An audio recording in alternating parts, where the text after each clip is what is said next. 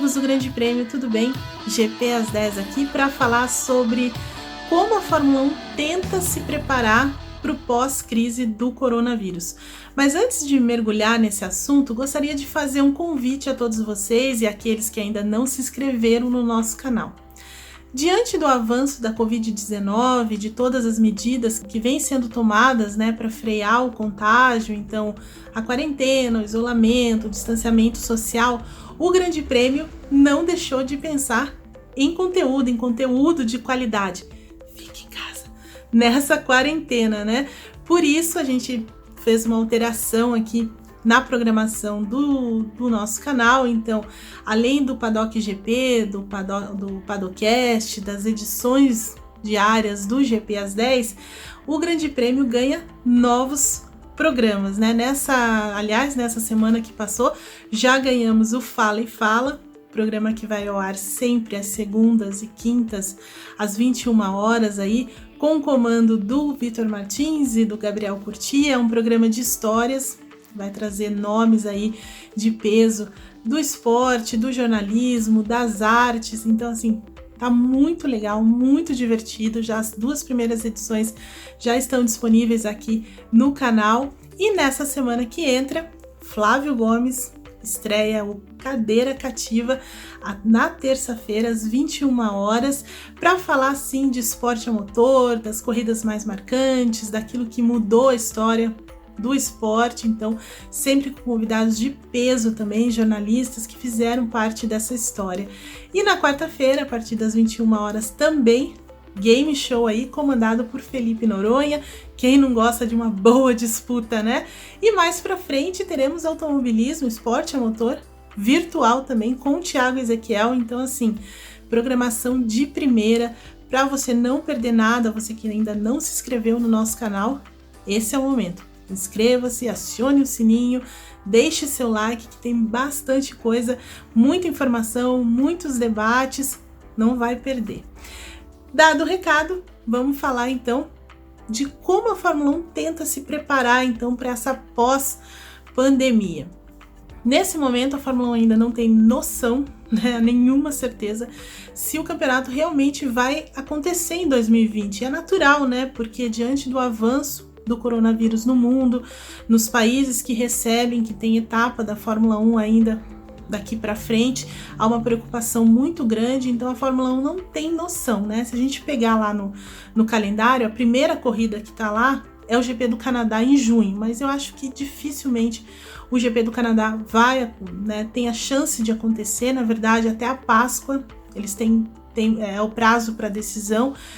Eu sou um pouco pessimista, acho que realmente não vai acontecer a temporada, por tudo que a gente vem vendo, mas a Fórmula 1 está trabalhando aí com alguma possibilidade de etapas aí da metade do segundo semestre de 2020 e começo de 2021.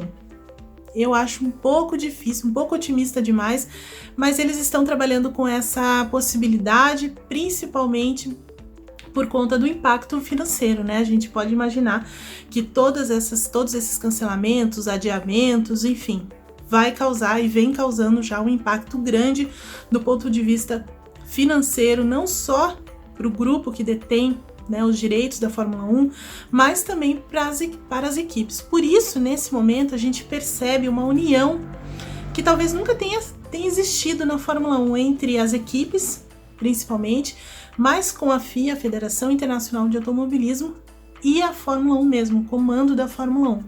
É possível ver isso nas medidas que vêm sendo tomadas, Porque nos bastidores, toda essa gente vem conversando muito, vem debatendo muito, tentando achar um denominador comum.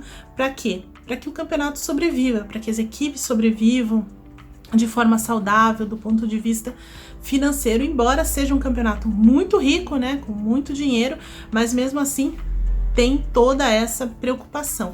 E a gente percebe essa união, como eu estava falando, nas medidas que vêm sendo tomadas, Então a primeira delas, a paralisação das fábricas, Quer dizer, eles anteciparam as férias que sempre acontecem em agosto, anteciparam para abril, e nesse momento já há a chance muito grande de ampliar esse período de férias, então as equipes podem ficar ainda mais tempo paradas, como uma forma de conter gastos mesmo.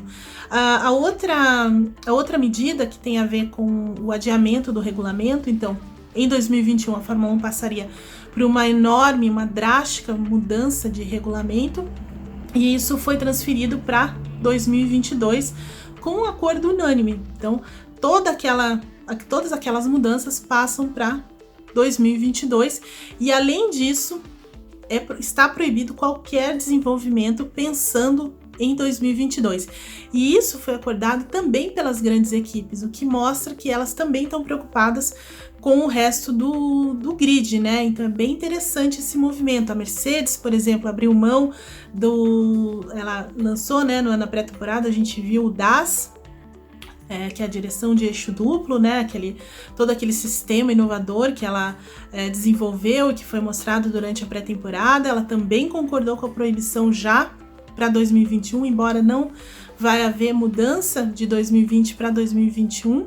Mesmo assim, a Mercedes aceitou a proibição, a Ferrari aceitou não começar nenhum tipo de desenvolvimento agora, ainda que a Ferrari, né, o que a gente sabe nesse momento, não tem o melhor carro, e enfim, que foi visto na pré-temporada, mas mesmo assim ela aceitou não fazer nenhum tipo de desenvolvimento para 2022, então já são alguns sinais dessa união, mas ainda não é suficiente.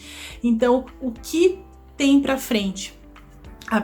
Que entra numa discussão agora, pelo que a gente percebe, que vem sendo noticiado aí na imprensa inglesa, que a Fórmula 1 vai passar por algumas discussões mais tensas também, para conter gastos de fato. Então, o teto orçamentário agora é algo que começa a ganhar corpo. No ano passado, eles já tinham acertado um teto orçamentário de 175 milhões de dólares, né? Quase aí 920 milhões de reais na cotação de agora, né? Mas algumas equipes, como a McLaren está liderando nesse momento, quer que esse teto seja um pouco menor ainda, 150 milhões, mas isso afetaria muito as grandes equipes, que aí teriam de demitir pessoas, né? Então eles estão nesse impasse, assim. Cabe lembrar que no teto orçamentário não entra o salário dos pilotos e ações de marketing, tá? Mas mesmo assim, é um valor com o qual Mercedes, Ferrari e Red Bull não estão acostumados a trabalhar, mas a McLaren nesse momento está liderando esse grupo que quer diminuir um pouco mais esse teto orçamentário. Em contrapartida, para falar nesse sentido, algumas equipes defendem o congelamento de peças do motor, que trazem maior economia também, não só o motor, mas peças, né, os componentes do motor, para conter esses custos, conter esses gastos. Então são dois pontos que vão começar a ser bastante debatidos a partir dessa semana. Mas o que a gente percebe é que a Fórmula 1 vem trabalhando muito firmemente em contato com as equipes. Parece que todo mundo está na mesma página, e essa página fala sobre a contenção de gastos mesmo. Você cortar os gastos ao máximo para poder sobreviver até o fim da pandemia. Então, se alguma coisa de bom saiu de toda essa crise, é isso, uma união maior em que as equipes começam a se entender melhor, começam a pensar mais na sobrevivência do campeonato, na manutenção do grid, do que em problemas individuais. Isso a gente vê pela ação das grandes equipes, né? Mercedes, Ferrari, Red Bull, nesse sentido. Vamos ver até quando isso vai, né? Mas já é um ponto positivo nesse momento, essa união maior das equipes para a sobrevivência do campeonato a partir daí de 2021. A McLaren, por exemplo, ela já tomou outras atitudes, né? Ela já cortou salários, já reduziu salários de funcionário, reduziu o salário dos pilotos, né? Porque na Inglaterra também, lá no Reino Unido, eles têm uma outra... O governo já aprovou ajuda, né? Benefícios aos funcionários que estejam suspensos, que tenham sido, né, que as empresas tenham optado por suspender do trabalho, reduzir a carga ou reduzir o salário, enfim, tem todos esses benefícios. Então a McLaren está fazendo valer também esses benefícios para conter gastos. E nesse momento a Fórmula 1, como eu disse, de forma geral, também vem trabalhando muito uniformemente com esse tipo de situação. E a FIA, nessa semana também, com o aval aí de todo mundo, conseguiu aprovar no Conselho Mundial o fato assim deles poderem mudar o campeonato sem ter uma unanimidade, né? Porque a gente sabe que depois que o regulamento é aprovado, qualquer mudança tem que ser acordada por todas as equipes, né? Tem que ter uma unanimidade. Mas a FIA conseguiu isso, conseguiu se livrar um pouco dessa regra, então ela vai poder mudar o calendário, mudar algumas coisas sem ter que perguntar sempre aos times, sem ter que ter essa unanimidade. Isso também é importante para tomar decisões mais rápidas e nesse momento especialmente com relação ao calendário. Então assim, o que sai, o sinal melhor de tudo que está acontecendo agora é de fato a união entre as equipes, principalmente com FIA e Fórmula 1. Vamos ver o que acontece mais para frente, mas nessa semana devemos ter mais anúncios aí de medidas, não só medidas no sentido técnico, né, mas também esportivo. Vamos ver o que acontece. E você, o que faria, né, se fosse o chefão da Fórmula 1 para conter os gastos das equipes e manter o campeonato vivo, né, principalmente num ano de decisão, porque o Liberty Media precisa fazer com que as equipes entrem num acordo para assinar o novo Pacto da Concórdia, né? Porque se não assinar esse ano, não tem campeonato em 2021. O que você faria? Deixa aí nos comentários. Eu volto na semana que vem.